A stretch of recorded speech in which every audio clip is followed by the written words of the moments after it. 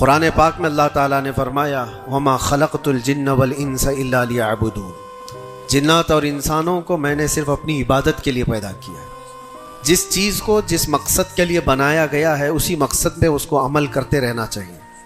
جہاں وہ چیز اپنے مقصد پر عمل چھوڑ دیتی ہے تو پھر وہ کباڑ کے قابل ہو جاتی ہے۔ انسان جب اپنی زندگی کا مقصد بھول جاتا ہے تو پھر اس کی بھی دنیا میں رہنے کا کیا حاصل ہے؟ تو پھر اس کے لیے جہنم کا ایندھن تیار ہے۔ اللہ کے نبی صلی اللہ تعالیٰ علیہ وسلم نے اسی لیے بار بار ہمیں تنبیہ فرمائی کہ جو چیز ہمیں ہمارے مقصد سے پھیرتی ہے وہ کون سی چیز ہے، کس لیے انسان غافل ہوتا ہے اور کیوں بھٹک جاتا ہے، کون سی چیز ہے؟ تو نبی پاک صلی اللہ علیہ وسلم فرماتے ہیں میں میرے بعد اپنی امت سے اس بات کا اندیشہ نہیں رکھتا کہ یہ کافر ہو جائے گی، مشرک ہو جائے گی، لیکن اندیشہ اس بات کا ہے، ڈر اس بات کا ہے کہ تم پر دنیا پھیلا دی جائے گی اور تم دنیا سمیٹتے سمیٹتے اللہ رسول کو بھول جاؤ گے۔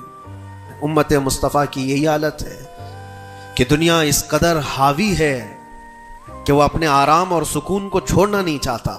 مجھے وہ بات یاد آتی ہے، صدیق اکبر رضی اللہ تعالیٰ عنہ حضور پاک صلی اللہ علیہ وسلم کے ساتھ بیٹھے ہیں۔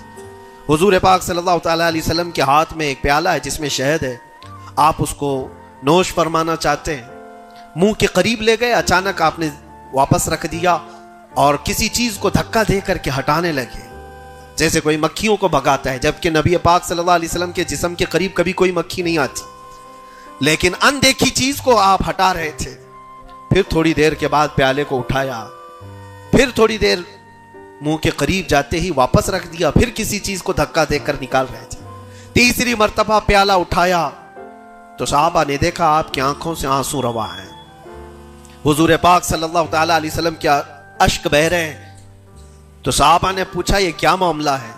حضور اکرم صلی اللہ تعالیٰ علیہ وسلم فرماتے پہلی بار جب میں نے شہد کا پیالہ اٹھایا تو دنیا میرے پاس سج سنور کر کے آئی، تیار ہو کر آئی اور کہا اے اللہ کے نبی میرا حسن و جمال آپ قبول کر لیں، ہر طرح کے حسینائیں آپ کے قدموں میں لا کر رکھ دوں گی، ہر طرح کا حسن آپ کے قدموں میں لا کر رکھ دوں گی۔ حضور فرماتے میں نے دھکا دے کر دور کیا کہ مجھے تیرے حسن و جمال کی ضرورت نہیں۔ دوسری بار جب میں نے پیالہ اٹھایا تو دنیا پھر آئی میرے پاس اور پورے زر و جواہرات اور دولت کے انبار لے کر دنیا نے کہا اے اللہ کے نبی یہ قبول کر لیں، آپ کے قدموں میں سونے کے محلات اور جواہرات سجا دیے جائیں گے۔ حضور پاک صلی اللہ علیہ وسلم فرماتے میں نے اس کو بھی دھکا دے کر دور کیا، نہ تیرے حسن و جمال کی طرف میں رغبت کروں گا، نہ تیرے دولت و مال کی طرف، مجھے اس کی بھی حاجت نہیں۔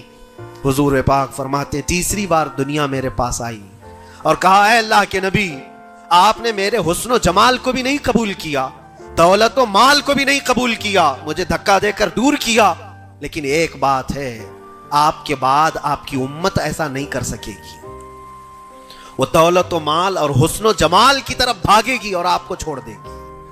حضور فرماتے جب میں نے یہ بات سنی تو میرے آنسو نکل آئے، کیا میری امت مجھے چھوڑ کر اس طرح دور ہو جائے؟ دل پر ہاتھ رکھ کر کے سوچو ہے مسلمانوں، کیا آج وہ پوزیشن نہیں ہے؟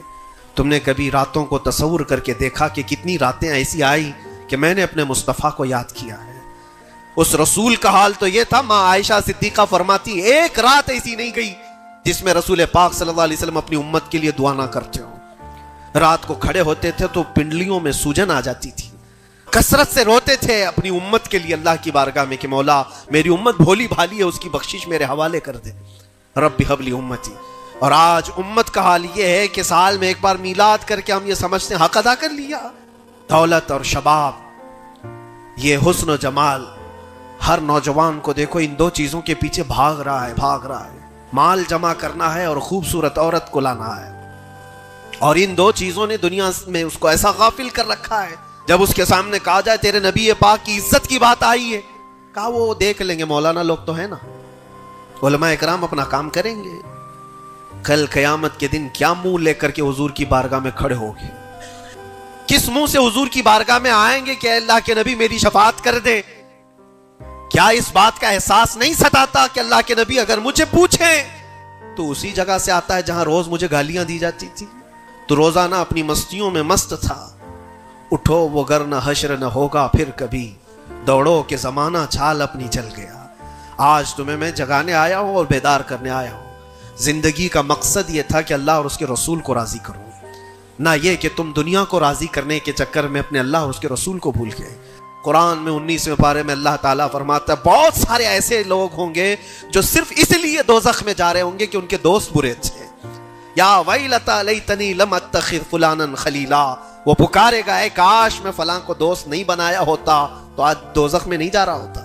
بزرگان دین نے یہاں تک فرمایا ہے وہ قبر میں میرے آقا صلی اللہ تعالیٰ علیہ وسلم اس حالت میں اور اتنی جلدی آتے ہیں، اور منکر نکیر کے اٹھانے سے پہلے اس سے کہتے ہیں فرشتوں سے آہستہ سے اٹھاؤ، میری محبت میں بڑا تھک کے آیا ہے۔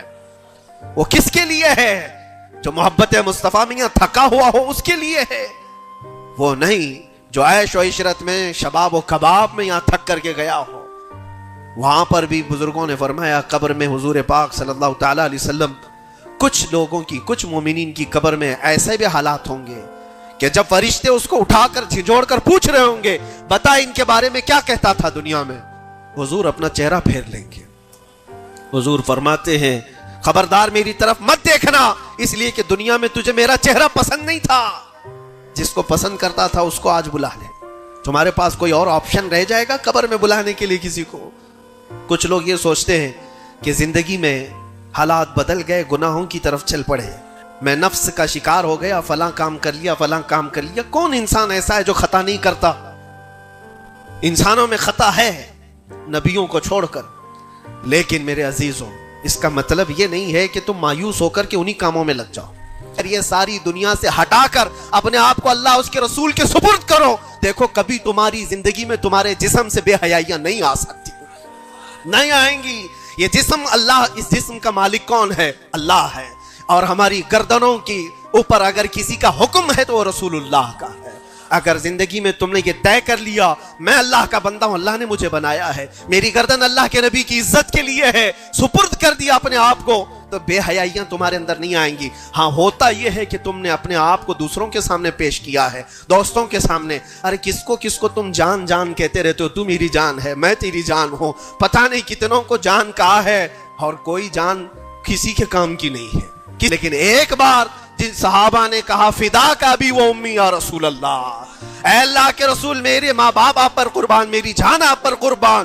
یہاں دوست کو یا بیوی کو یا محبوبہ کو جان کہا تو بدلے میں اس نے پھوٹی کوڑی بھی نہیں دی ہے، زندگی میں سوائے دکھ اور غم کے کچھ نہیں ملا جان سے۔ لیکن مصطفیٰ کریم کو جس نے یہ کہا میری جان آپ کے حوالے ہے، اللہ کے نبی نے ان کو ذرے سے اٹھا کر کے آسمان کا تارا بنا دیا۔ نبی پاک صلی اللہ تعالیٰ علیہ وسلم کے حوالے اپنے آپ کو کر کے تو دیکھو، پھر تمہیں کہاں سے کہاں پہنچایا جائے گا۔